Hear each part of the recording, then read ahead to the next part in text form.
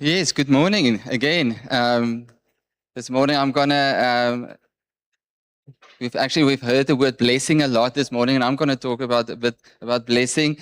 And me and Heinrich went to a course with Greg Hill. I don't know if you know, it's the founder of Family Foundation. So for those that have done Destiny or Encounter 3, before that we had another one, and before that we used his course as our Encounter 3, or for those who've been in show for a long time, Foundation 3. So he was like, we did his stuff in the 1990s. Anyway, so he was here, and something that he mentioned that made me think a lot was, he said, if we think in the biblical times, especially Jacob, Esau, they understood something about blessing that was quite significantly, in the sense that the one wanted it so much that he would deceive his brother, and the other one was so upset about not getting that blessing that he would be willing to kill for that. Isn't that amazing? So their concept of blessing is probably a bit different than ours. Who of you feel so passionate about receiving a blessing and getting a blessing and stuff like that? So it's something that I believe we could really grow in our revelation. And even when I'm going to stand here, you're going to see I'm not going to say that I understand it totally. And it's more taking all of us on a journey. And also maybe more from a place of, I believe it's one of the keys that God wants us to grow in as, now I'm going to use the word keys too many times in a sentence, but the other time when Heinrich said the heart of the fathers that turns to the sons and the sons to the father, I think there's two specific keys that I believe God wants us to grow in. And one of them is blessing, how to be a blessing, how to speak a blessing. And the other one is honor. And this morning, I'm just going to focus mostly on blessing. And if I can read there, Genesis 12 verse 2 says, I will bless you and make your name great so that you will be a blessing. And you can see the background there is a lighthouse.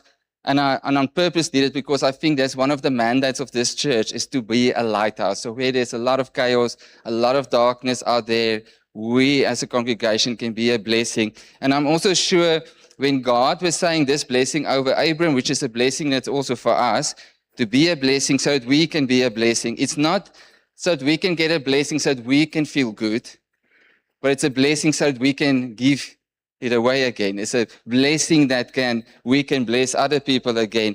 So I'm going to give us a platform to work through it. And the next one verse that I want to put before us is Matthew 22, verse 33 to 14.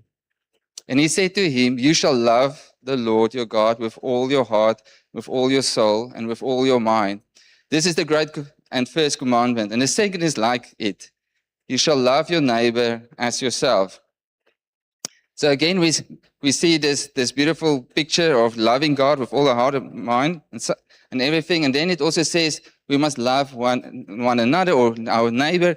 And something that fascinates me about this specific verse is, and I want you to maybe focus on that for a bit. It says, love your neighbor as yourself. Now, it is interesting that Jesus would add those two words there on the end, as yourself. Because if you would take away those words and read the whole passage again, the instruction doesn't change. It still says you must love God with everything, and you must love your neighbor. But why would God add, or Jesus add, those two extra words there, as yourself? And I will allow you to maybe think through this. Why would he put there, as yourself? And the Bible doesn't give the answer, so even your answer, whatever your answer is, you can't say if it's right or wrong. But why would you say, Jesus, add as yourself with the instruction? Anyone? See, when you don't give the mic, nobody talks. If you give the mic, everybody talks. Yes.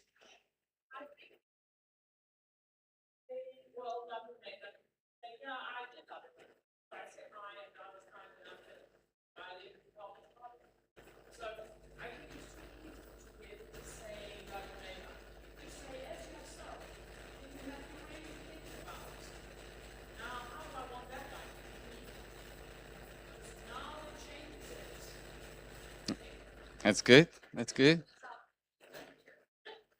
Yes.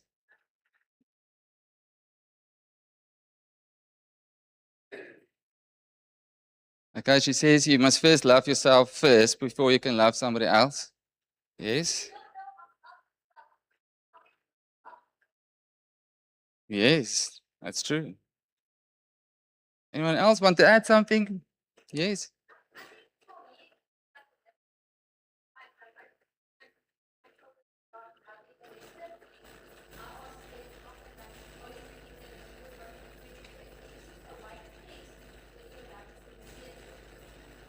That's true. Anything else? Good. I put some 2 points here. Not that I think mine is better, but you guys already answered most of it. So the first one is also yes, to give us a measurement to say, because it's like it says, otherwise it's too easy. Yeah, I was friendly to my neighbor. But it's really in Matthew 7, we do get some guidance. Whatever you wish that others would do to you, do also to them. So it says something, and yes, as yourself questions the giver, do I actually love myself? And something that I love about this passage is, again, and this is why it's so beautiful to just stand still in God's word, because you get that instruction, but if you, I want to say, meditate it on, you actually see so much of God's heart actually there. He doesn't just want to give us instruction. It shows something about his heart. He don't want slaves to just go do something. He wants us to have relationship, and obviously to learn to love ourselves. How can we learn to love ourselves if we don't learn first to love God? Okay, and like I said, our capacity to love others and to be loved is almost always a reflection of how much we believe God loves us and how we think He sees us. Just some insights for us to meditate on. Next passage that I want to read to you is 1 John 4, verse 11 and 19. Beloved, if God so loved us, we also ought to love one another. We love because He first loved us. His love tells you who you are and who you are in what you give away. And then also the powerful verse 20, if anyone says, I love God, but hates his brother, he's a liar. So we see there's a beautiful interaction here happening actually between all three, I would say, groups. We can't say we love God, but don't love our neighbor. But we can also not love them as ourselves if we don't love ourselves. Are you with me? So what we first need is that love from the Father. Now here's the catch or the trick. Where would we learn how to love ourselves? Where do we receive that love primarily in our lives? From our parents. Who of you had perfect parents? So it's like this morning, I believe this is the area God really wants to come and touch in our lives. And it's an area that I want us to allow the Holy Spirit to do something new. But if we think of all these things, where do we learn more about God's love? Well, the Bible says God created the woman and man in His image. This is the place where we could see the image of God when husband and wife is together. And obviously that's why there's such an attack on marriages, because if the devil can destroy the marriage, he destroys the image that children can have of God and that of love. But you will see today, I'm also going to show us that's not I want to say end of the story. God has a redemption for that. But the area that we then, when we don't have that perfect love, we obviously, the word that we would use is identity, our identity in Christ. This is the area that we want to grow in. And I can already ask yourself, when last did you invest in your own identity in Christ? And how do you invest in that? Are you growing your identity of Christ? Because if we would be honest with ourselves, if we have a perfect, which we don't, none of us have, a perfect identity in Christ, we will not struggle to love, to be loved, and we will have a perfect image of God. Does it make sense? If we had a perfect identity in Christ, but we don't have. But I also believe God wants to do something beautiful in this area of our life. So I want to bring us to 3 questions, and it's one that we also saw in Matthew 16. The first one is, who do the people say you are? And we also, when it comes to our own identity, we also actually ask this question for us, and we are usually influenced by the community, tradition, every voice that name us before we could name ourselves. And then the beautiful next one, and this is a key for us when you want to grow in your identity with Christ. Who do you say Jesus is? The same with Peter. Jesus asked him, who do you say I am? And I think here we see something beautiful when Peter answered Jesus who he is, but where Jesus says it was not revealed just by your flesh, but by the Spirit. It was something a bit deeper. We see something very beautiful where Jesus then actually tells him who he is. And here is for me a key. When we start focusing on who Jesus is, even in our quiet time scripture and wherever, God comes and he tells us who we are. And this is what we want to get. So even this morning, I didn't plan it like this, but it's a place where we, even like this morning in God's presence, sometimes we just focus on God and he just come and do something beautiful, not even something that you ask. So even Peter there, Peter didn't ask Jesus, okay, I'm going to tell you now who you are. Okay, are you then going to tell me who I am? That didn't happen, but it naturally happens. When we start to see Christ, when we start to see God for who he is, he comes and reveals to us who he is. And I want to just, for a reminder, read to you that passage. And Jesus answered him, blessed are you, Simon Bar-Jonah, for flesh and blood had not revealed this to you, but the Father who is in heaven. And I tell you, you are Peter. So here he's giving him like a new identity. And on this rock, here he starts prophesying and blessing him. On this rock I will build my church, and the gates of hell shall not prevail against it. I will give you the keys of the kingdom of heaven, and whatever you bind on earth shall be bound in heaven, and whatever is loosed on earth shall be loosed in heaven. So here we can see Jesus is doing 2 things at the same time. He's giving him a new identity, but he's also blessing him. And it's here that we get a better idea of how blessing should sound like.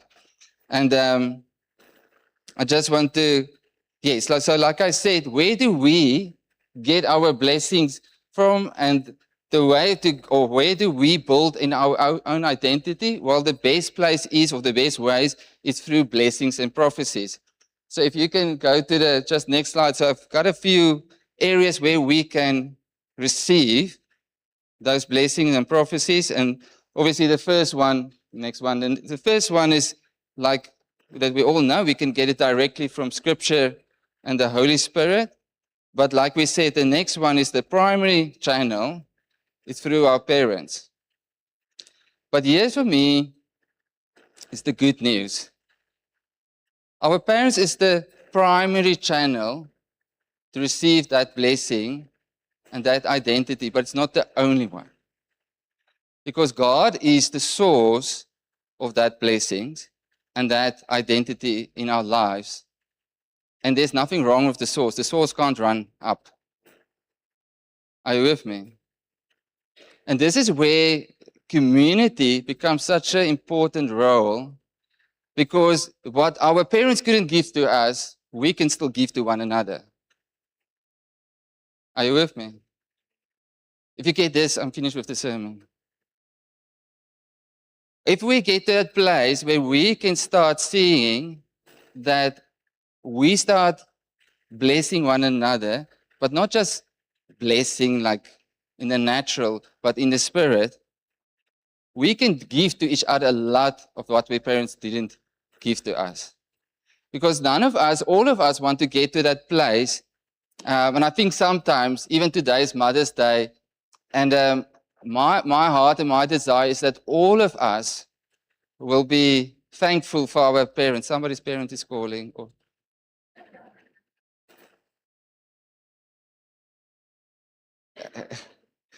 So all of us is at that place that we like today is going to be a Mother's Day, and my desire is even when we going to call our mothers, and if you're mothers, your child calls you, that we will not just say thank you, but we will speak a blessing.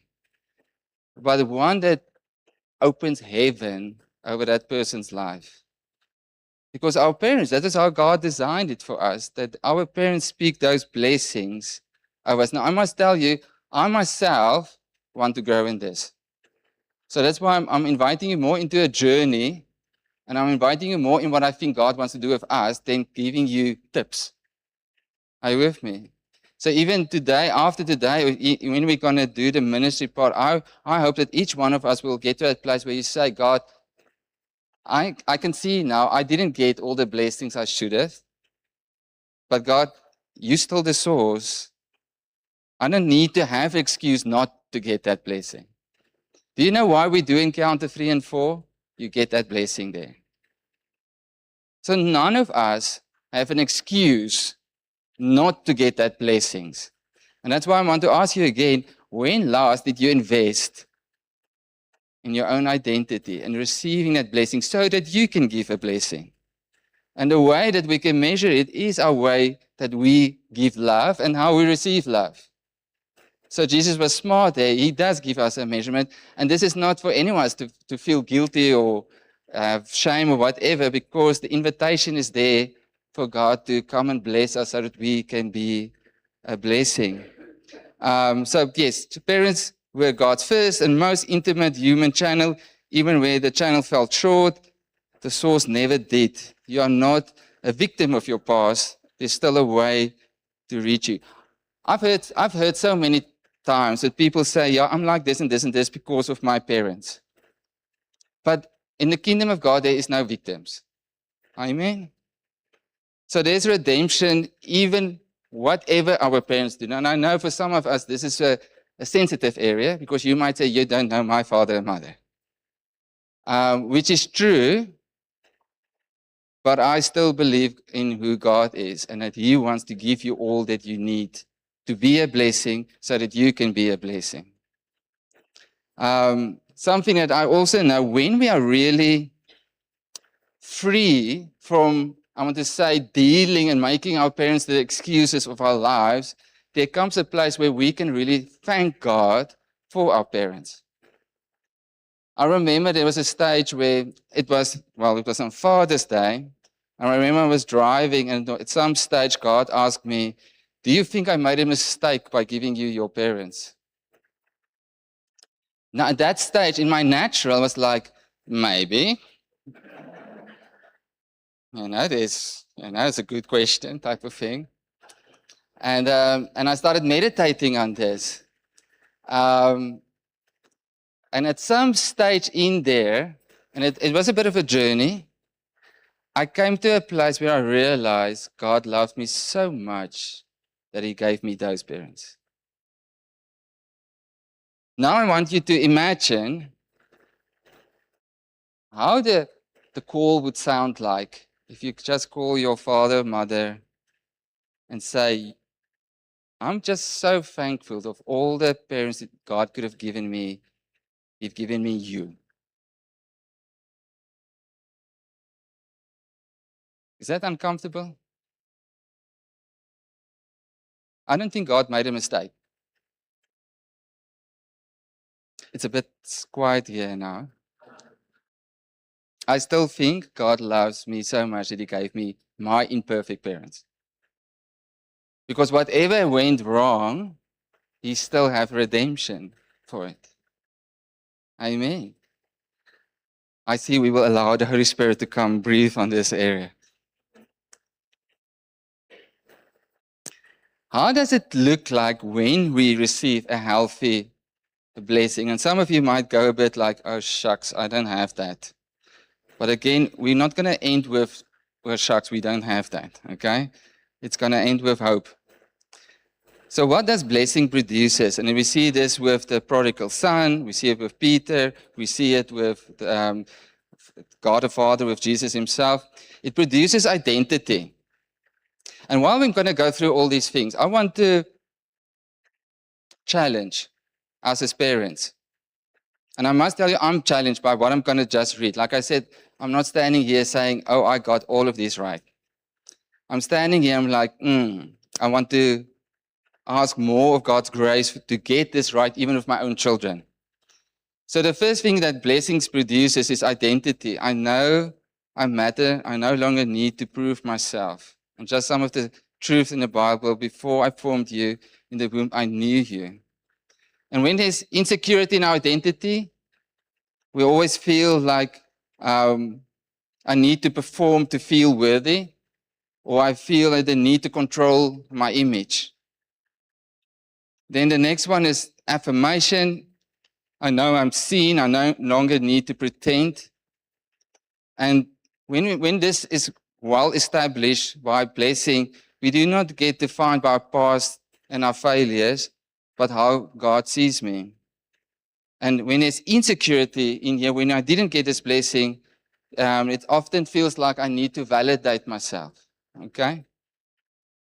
Then the third area, I mentioned 6 here today, is belonging. I know I belong. I feel wanted. We are no longer strangers and aliens, but members of the household of God. And this is one of the things, if you feel you belong, you can walk into a room and you know you can be a blessing. Who of us don't want our children to feel that confidence? When they walk into a room, even ourselves, to walk in a room and feel, I'm wanted, and I'm going to be a blessing here because of who my Father is. Are you with me? Next one is destiny. I know there's a future for me. I no longer keep questioning myself. Ephesians 1 and 2 is great for when we want to invest in our identity, created in Christ Jesus for good works, which God prepared for beforehand. When we are strong in this, and when we feel that destiny, I don't need to compare myself. And I also don't need to be a control freak, because I trust what God will do with my destiny. And then the fifth one is courage. I know I'm safe. I'm confident. Perfect love casts out all fear. A lot of times when we struggle with fears, it is an identity thing. It's we don't know God's love. And purpose, I know my life will count, and I see myself as a blessing. I choose you and appointed you that you should go and bear fruit. Often when we struggle with purpose, we also start comparing ourselves to others, or we start holding back. A lot of us have so much potential that God sees in us, but we don't live it out because we feel that insecurity, because we don't see the purpose that God has for us. So to make it a bit more practical, and obviously I had to, like I said, I dealt with this because I look at my children and I think, how do I bless them? And I want to say measure the love, but not from a place of condemnation. And I want to show you a tabel with a few ideas. We sometimes are quite good with compliments. And I've got it there in a few. We have got compliments of the word, the blessing that we bring, but then also to what it speaks, and what does it cost us, and what is the effect. So the first one is we are good at complimenting. So when our children do well, we compliment them. And it only requires from us some observation, but it only brings temporary pressure. And then the second one, motivate. It speaks to the will. We're good at that most of the time. And then encouragement. We're good at that. Also, hopefully, we speak to the heart. And all it takes is some attention and care. And the Bible also says, encourage one another. But here it becomes a bit more to the more important part. Affirmation. When we speak affirmation, but the thing about affirmation is still, it is something that I see in you. I notice it and I let you know what it is. But it can still be, I want to say, in the natural. So parents are still good with this. But here it comes to the two areas that I want us to grow in this blessing and prophecy, where we actually stop and allow God to hear from God what we should speak over that person. And this is also where prophecy comes in. Now, to clarify some of it a bit more, is just affirmation and blessing, and just to make the distinguish between them. Affirmation says, I see this in you. It names and what the human eye observes, and it's obviously limited to what we can see. But the blessing says, I release what God declared over you. It calls forth what God placed there before it became visible it's not just speech, it's a spiritual act performed through speech. Does you understand now what I mean by blessing? And very few of us got this from our parents.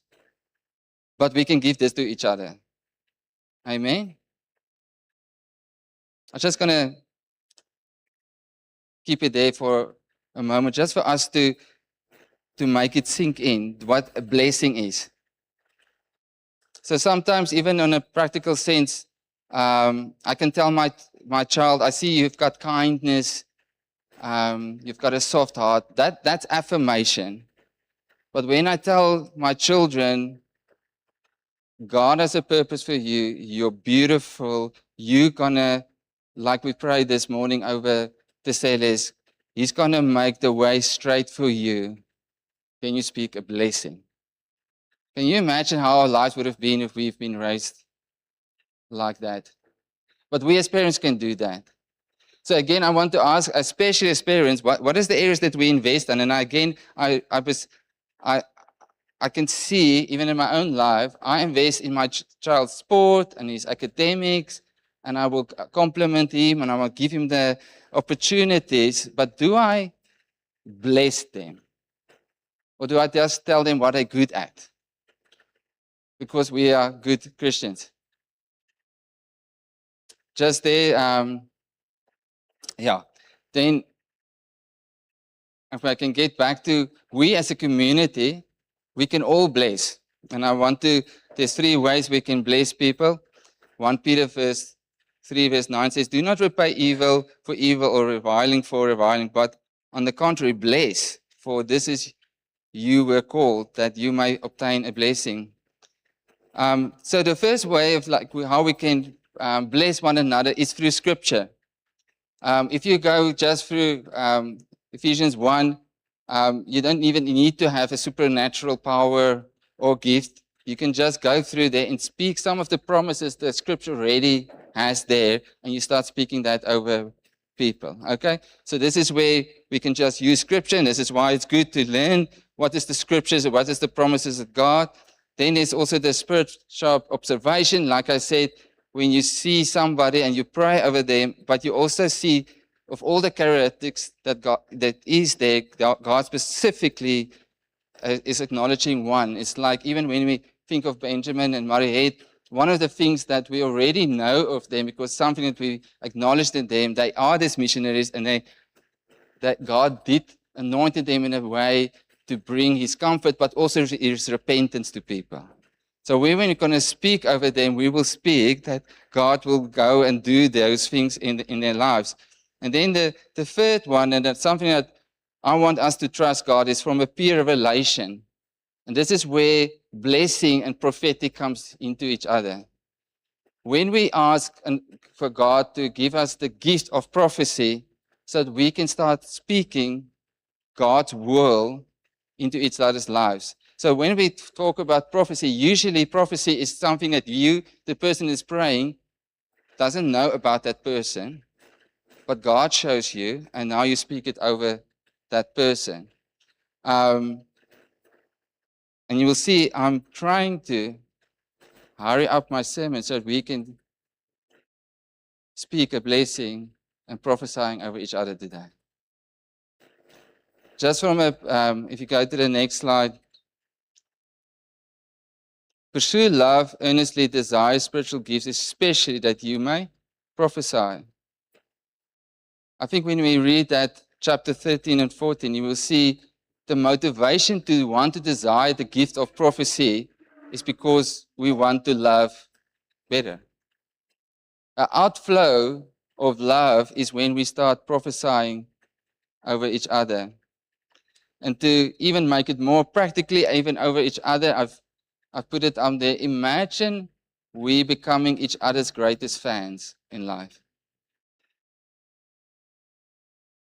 Imagine we start seeing each other's like God sees us. And here I want us to remind us that, and it's something that God's been speaking to me just lately. When He created creation, He said it was good. Now, the word good that was used there in our English, it sounds good. It sounds like it's good, like it's correct. Everything is in place. But the Hebrew word there has actually a bit of a double meaning. It doesn't mean it was just good. It also means it was beautiful. And there's a bit of a difference. So even when we look at our own children, when we look at each other, we can sometimes get to that place of it's good, but do we express it's also beautiful? Does it make sense? Imagine when we see our children and we don't just tell them what's good, but actually celebrate that they're beautiful. The same concept we get in when Paul says we are God's workmanship for good works. It's basically separating the two words there for us. So God is busy with us as a workmanship, and when he looks at us, he thinks it's beautiful. So imagine we start looking at each other like God looks at us. It's beautiful. But we also need to get to a place where we allow us to be, that God also looks to us like that. So I'm, for myself, even when my children, when I see them in the morning, I want to look happy to see them because they're good and beautiful. The other day I was just thinking about this. If I would give my children, all of them actually, a mark out of 10 of how I perceive them as children, I will probably give them a 9 out of 10. But then I thought to myself, I wonder if they know that I see them as a 9 out of 10. And I don't think so. The other day I asked one of my children, I was actually practicing, do they feel this blessing? Do they feel they're going to achieve a lot in life? Because when we bless correctly, people around us, our children, they will feel they're going to achieve a lot in life. Not because they are unselfish or selfish ambition, just because of good identity. So I asked one of my children, so what do you think I think you're going to become? And it was quite a bit of a convicting answer. He said to me, for those that know my children are not going to know which one it was. I will probably end up in McDonald's. And I was like, why would you think that? He said, you told me the amount of time that I put in studies, I will probably end up in McDonald's. And I was like, well, it is true. I couldn't think I said that. And I can think why I say that. But I also realized, what do I say most? Because in my mind, I think he's amazing. I think he's going to conquer. I think he's going to invent stuff. I think he's going to create stuff. But I don't communicate it to him. Now, I want us to see a bit of that from the Father's point of view here. When he thinks of you, he's so excited. And he wants to communicate that to you. But we sometimes struggle to hear that just because when we look in the mirror, we see a different image that God sees. And this is where it's difficult for some of us to see ourselves the way God sees us. And again, that's why we need community. And I want to ask you, when last did you allow just to invest in your identity? The best investment any parent can do is to allow yourself to grow in your identity in Christ so that you can be a blessing to your children. Imagine we start focusing more on those 6 things that I mentioned there. Making our children feel confident, belonged, seen, affirmed, that they know they've got a future because God sees them the way he does. So when God looks at us, he sees it's good and it's beautiful. I just want to, you can go to the last slide. As a summary, most of us grow up receiving compliments for what we did and motivation to do more. What we were really starving was for someone to speak to who we are, not to just what we produce, but also our identity. Blessing does what compliments cannot, and prophecy can sometimes reach what blessings alone has not yet touched. God has given these gifts to his community so that no one needs to remain unnamed. I want us this morning to practice this. And I want us to stand in faith that we can bless one another. Who of you want to be blessed? You can see that I'm moving to a trick question here. Some of you have noticed that. I could see it's like, well done for being awake. Who wants to be a blessing? Show again. Who wants to be a blessing? Who wants to be a blessing? Who are willing to practice that this morning?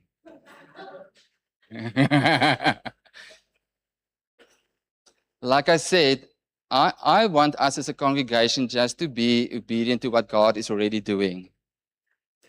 I want us to get to that place where we becomes that lighthouse to the world, become that blessing, but we need to be able to receive blessings. We also need to learn how to give it. So this morning, I'm going to lead us a bit of in prayer, and then I'm going to ask us that each one of us, and if you're really uncomfortable, it's okay. You can just sit and ask the Holy Spirit to help you. But I want us, everyone this morning, to be prayed for, that each one receive a blessing, each one has the opportunity to receive a prophecy or to prophesy. So I'm first going to pray, and then I'm going to tell us how it's practically going to work.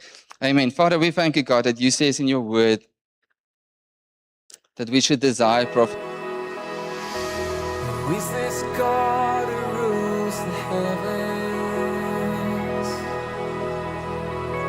who measures oceans in his hands,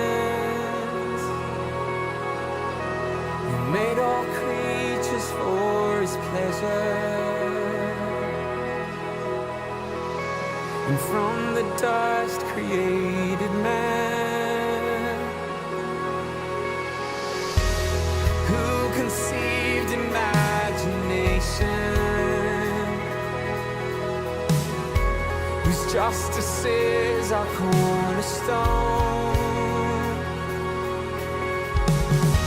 who governs history just by speaking,